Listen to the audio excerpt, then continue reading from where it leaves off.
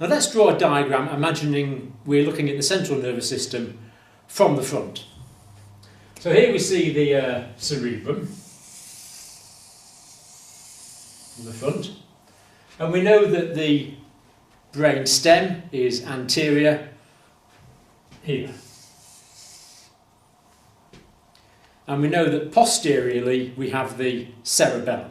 So looking at it from the front, we would see the cerebellum behind the brainstem.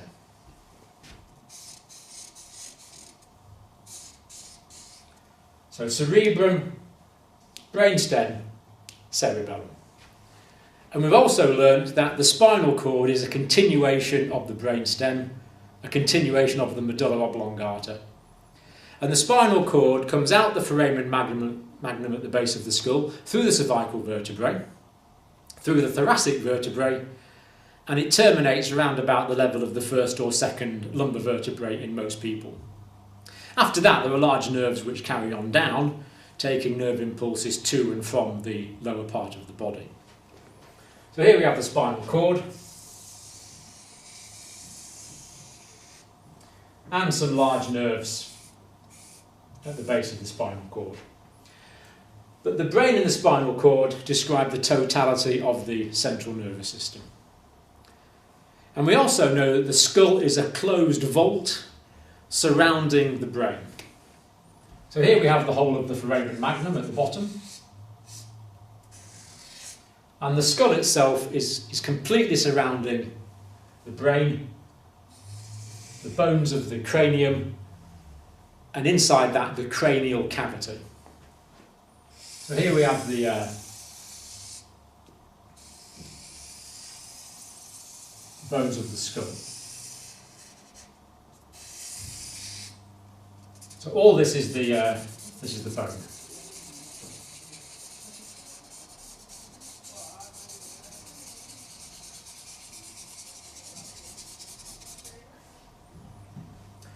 Now, in addition to the bone, the brain and the spinal cord are protected by the meninges.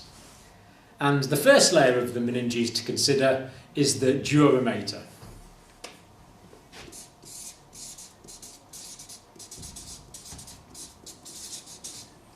The dura mater is made of tough, fibrous tissue, and it surrounds the inside of the skull. So the dura mater is adherent to the inside surface of the cranial cavity, but it also goes down and surrounds the spinal cord, and indeed surrounds some of the nerves at the bottom of the spinal cord as well.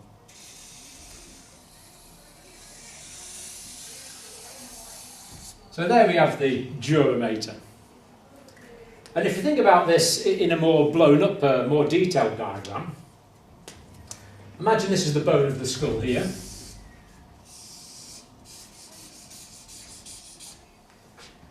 And then underneath that we have the dura mater. Sometimes just called the dura. Now below this, of course, we have the brain itself, the surface of the cerebrum. As we know, that's arranged in gyri and sulci. And immediately over the surface of the cerebral cortex, there is another meningeal layer that goes up the gyri and down the sulci. It follows the folds of the brain, and this is called the pia mater.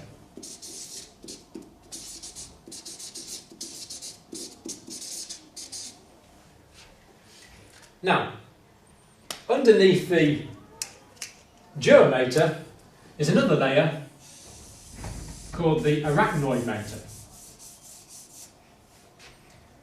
And the arachnoid mater, arachnoid means spidery. So this is web-like. It's like a spider's web.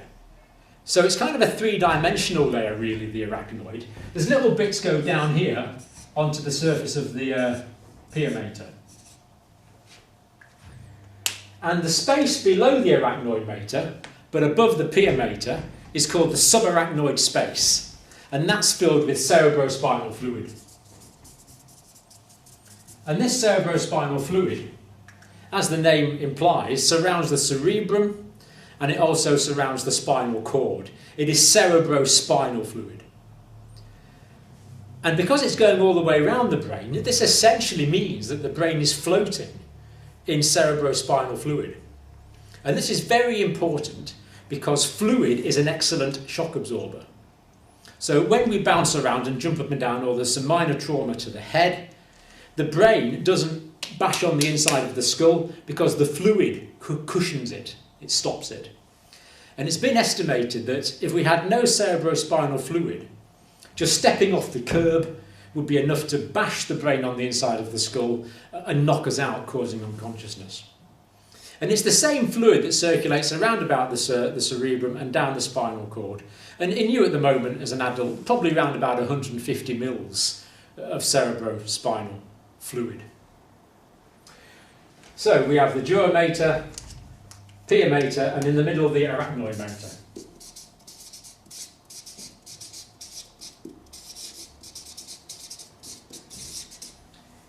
Collectively, these three layers, of course, form the meninges. And these are what become infected if a patient has meningitis. The dura mater, arachnoid mater, and pia mater. So if we go back to this diagram, we see the dura mater is going around the inside of the skull, protecting the brain, round about the spinal cord. Now, as well as that, there's an infold of the dura, just there, separating the two cerebral hemispheres. And this supports them. It means that the weight is supported. We mentioned before it was like eggs in an egg cup.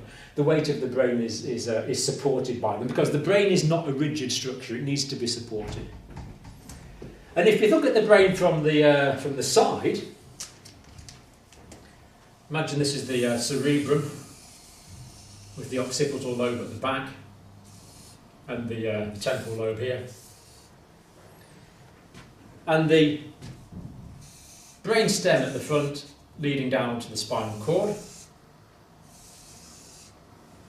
And the cerebellum is just here, in this space here. And as we've noticed, the dura mater goes around the brain and around the spinal cord.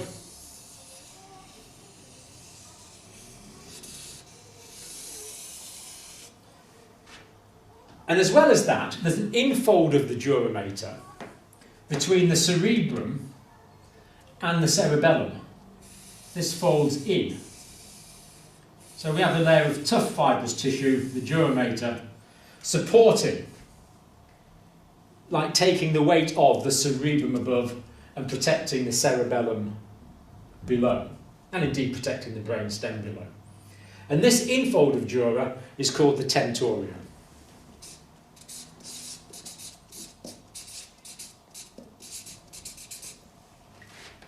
Supporting the brain, protecting the brain. And this means that the cranial cavity is compartmentalised. The area above the tentorium, this area here, is the supratentorial part of the cranial cavity, above the tentorium.